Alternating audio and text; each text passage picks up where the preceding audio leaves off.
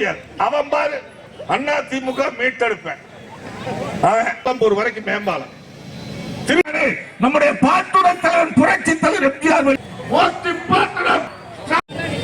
இன்னைக்கு பல்வேறு சட்டக்கூடிய அண்ணன் வேலுமணியிடம் கேட்டு கேரளாவிலிருந்து வண்டி பிடிச்சிட்டு வந்து அனுப்பிச்சு. ஆனால் இன்றைக்கு அதற்கு போட்டியாக குட்டி அந்த பன்னாட்டு விமான நிலையத்தை மத்திய அரசிடம் ஹேண்ட் ஓவர் பண்ணா அந்த வளர்ச்சி பணிகள் இங்கே நடக்கு. 1000 கோடி ரூபாய்க்கு மேல உள்கட்ட இன்வெஸ்ட்மெண்ட் செய்ய வேண்டிய சூழ்நிலை இருக்குது. அந்த பணத்தை மாநில அரசு கிட்ட கொடுங்க, நாங்க தான் டெண்டர் வைப்போம், நாங்க தான் செஞ்சு கொடுப்பாங்கிறாங்க. எதுக்கு கேட்கறா? 1000 கோடி ரூபாய் டெண்டர் வச்சா 100 கோடி ரூபாய் கமிஷன் கட்டிக்குவார். அதுதான் திராவிட முன்னேற்ற வேலை. அப்படி கோவையினுடைய தொழில் வளர்ச்சியை முடக்கின்றது திராவிட முன்னேற்ற கழக அரசு.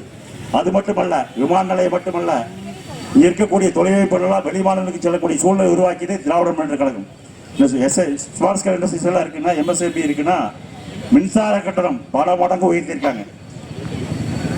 கோவை மாவட்டத்தைச் சேர்ந்த தொழிலமைப்பை சார்ந்தவர்கள் கிட்டத்தட்ட தமிழ்நாடு முழுவதும் ஒருங்கிணைந்து 234 சட்டமன்ற உறுப்பினர்களையும் பார்த்து மனு கொடுத்திருக்காங்க. முதலமைச்சரையும் பார்த்து மனு கொடுத்திருக்காங்க. மின்சாரத்துறை அமைச்சரையும் பார்த்து மனு கொடுத்திருக்காங்க. மின் கட்டணம் குறைக்கிறதுக்கு எந்த விதமான இதுவும் கிடையாது. அது மட்டுமல்ல, மீட்டர் கட்டணம் பன்மடங்கு உயர்வு.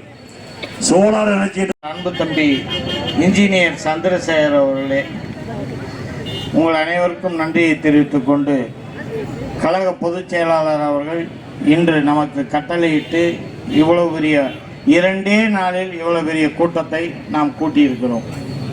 இது பூரா தானா வந்த கூட்டம், கூட்டி வந்த கூட்டம் அல்ல. நாங்கள் சேலத்திலே 6 மாதம் தவமிருந்து மலைக்கு வர்ண பகவானிடம் மண்டியிட்டு, ஐயோ மழை வந்துட வேண்டாம், எடப்பாடி என்ன சேலத்தில் வந்து ஒவ்வொரு தடவையும் தள்ளி போகுதுன்னு சொல்லி